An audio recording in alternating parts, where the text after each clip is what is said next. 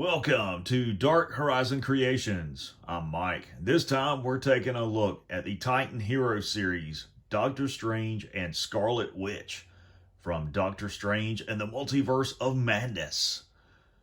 Now, if you hadn't already, please follow, like, and subscribe to my social media accounts on Facebook, Instagram, and YouTube. Don't forget to hit that bell icon so you get a notification of when I post new content. Well, after my own experience in the Multiverse of Madness, I am back after a brief hiatus.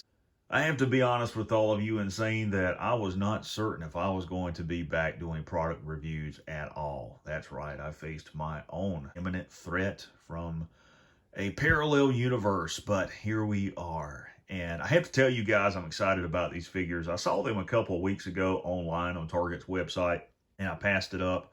And a couple days ago, I was in an area Walmart and I saw it in hand, and I was like, yeah, I got to have this because I love the Scarlet Witch. But I really like the action figure of Doctor Strange. Benedict Cumberbatch really looks like the comic book character of old. He really does. And I remember seeing this character when I was like 4 or 5 years old. And in all honesty, I just watched the first Doctor Strange movie tonight. First time I've seen it all the way through, and I really liked it. I thought it was really good. I'm really interested to see what happens with Mordo. I really like his character. I like the actor who portrays him. I think it's really neat. So I'm really hoping we see him in the Multiverse of Madness. So these, of course, are the Titan Hero series action figures.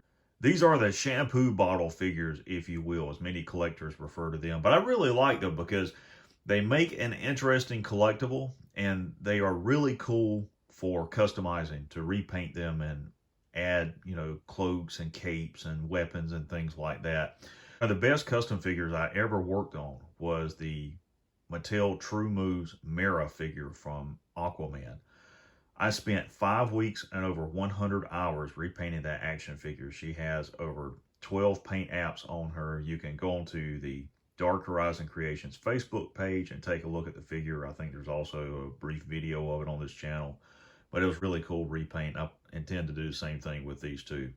So again, the Titan Hero series are limited articulation, 12-inch scale figures. This box set, we get our first glimpse at Wanda and what she looks like in the movie. I think that's really neat as well. On the back of the packaging, you have your obligatory product shots there, and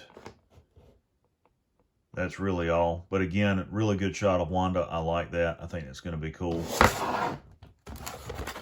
I know a lot of people think that Wanda is going to be the primary antagonist in this movie. I don't think that's going to be the case, but I'm not going to go into detail into what I know and who I think that the antagonist is going to be for this film. So here we have Doctor Strange and Wanda Maximoff outside of the packaging, and I gotta be honest and say that I'm extremely disappointed in the lack of articulation on these figures. Even the Mattel True Moves 12-inch action figures, which cost less than this set, feature far more articulation than these. These are designed for little kids to play with, or for an adult collector to place on a shelf or on their desk, but certainly not to be displayed in some sort of action pose, because it's just impossible. One of the fun things I want to point out about these figures is the fact that Hasbro uses the exact same scans in their photoreal technology to produce the head sculpt on these figures that they use on the 6-inch Marvel Legends line. And that's one of the reasons why these figures look so lifelike. And if you see the Marvel Legends figures and you look at the head sculpt on these figures, for example, Doctor Strange, it looks identical to Benedict Cumberbatch. And the reason for that is the larger the head sculpt, the more surface area that they have to work with when they're producing the head sculpt of the figures, and that's why they look as accurate and realistic as they do. So as a display piece, they work okay. If you're looking something to play with or pose for toy photography, not so much. The primary reason I picked this set up was for Scarlet Witch, so that I could repaint the figure and use it as a display piece. I also like Doctor Strange. I think it's really cool, and I plan to do some custom to that figure as well. Up close, you can see how nice the figure looks, the head sculpt, and the head has limited articulation. It will turn left to right. Forward movement at the shoulder here. Lateral movement at the shoulder. No elbow joint. Wrist rotation. No waist rotation. Forward and lateral movement there at the thigh. Knees don't bend or anything like that. Lower legs don't swivel. So that's the limit of the articulation on the figure.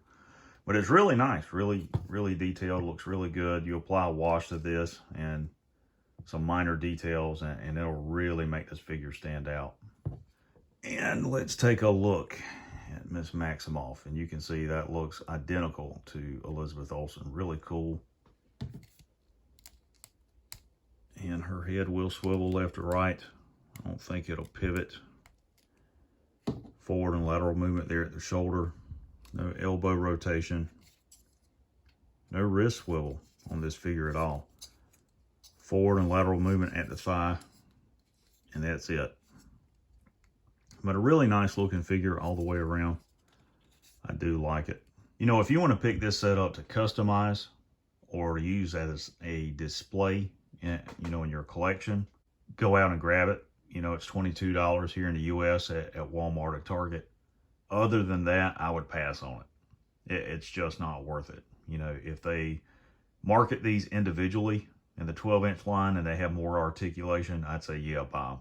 So guys, there you have the Doctor Strange and Scarlet Witch Titan Hero Series figures from Doctor Strange in the Multiverse of Madness.